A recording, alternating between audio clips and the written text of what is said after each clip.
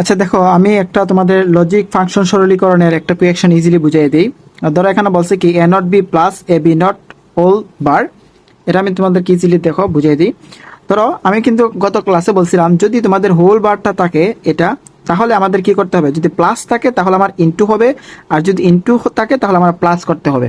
ঠিক আছে, তাহলে যেহেতু আমাদেরকে এখানে হোল বার দেওয়া আছে, তাহলে আমাদের প্রথম কাজ কি, এই যে প্লাসটা আছে এটাকে ইনটু করতে হবে।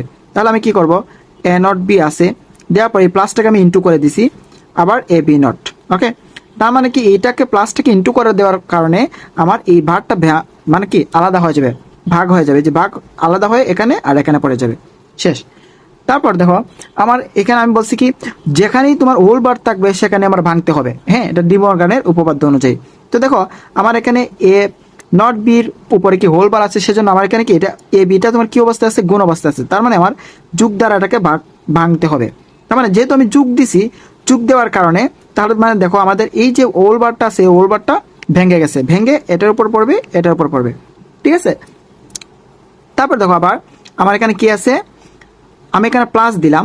প্লাস কেন দিছি, যার কারণ হচ্ছে তোমার এখানে কি হোল বার আছে, আর প্লাস দেওয়ার কারণে যে ইনটু আমার এখানে আছে, ইনটু থেকে আমার প্লাস দেওয়ার কারণে আমার কি হবে, এটা ভেঙে আলাদা আলাদা এখানে পড়বে, এখানে পড়বে, শেষ।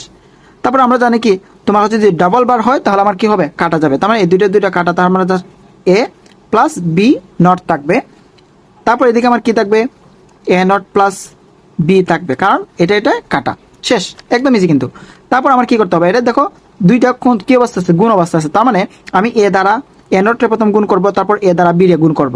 ঠিক আছে, তাহলে আমরা করি এ দ্বারা এ নট করলে এ নট, তারপর এ দ্বারা বি রে করলে তোমার কি হয়ে যায় এ বি, আবার বি দ্বারা এ নট রে করলে তোমার কি হবে, ধরো হচ্ছে আমরা এটা সাজায় লিখবো, মানে বি নট এ নট হয়, বাট আমরা সাজায় লিখবো কি A not B not, plus আবার বি দ্বারা বি রে করলে তোমার কি হয় বি বি নট। এখন আমি তোমাদের কিন্তু কালকে একটা কি বুঝিয়ে দিয়েছিলাম, যে ধরো যদি তোমার হচ্ছে কি থাকে, ধরো A N into A not থাকে, তাহলে আমার কি হবে, জিরো থাকবে। হ্যাঁ, আবার যদি তোমার হচ্ছে বি ইন্টু বি নট থাকে তাও জিরো হবে, আবার সি ইন্টু সি নট থাকলে তাও জিরো হবে। ঠিক আছে, তাহলে আমি এখানে কি পাইলাম, এ নট সমান আমার জিরো, আবার এ বি আমার ঠিক আছে, আবার এ নট বি নট এটাও ঠিক আছে। হ্যাঁ, প্লাস বি বি নট সমান কত, জিরো। ওকে, তাহলে আমি এখানে জাস্ট পাইলাম কি, তোমার দেখো জাস্ট খালি এটা পাইলাম, A B plus A not B not, শেষ। এটা কিন্তু আমার আনসার। আবার দেখো আমরা জানি কি A B plus A not B not কিসের সূত্র, এ এক্স নর বি এর সূত্র। ঠিক আছে, কারণ আমরা জানি কি এ এক্স নর বি সমান কি তোমার কি A B plus A not B not, শেষ। এটা হচ্ছে আমার আনসার। ঠিক আছে, এটা আমি জাস্ট করে তোমাদেরকে দেখাই দিলাম। তাহলে দেখো ইজিলি কিন্তু আমাদের একটা কোয়েকশন শেষ। ওকে।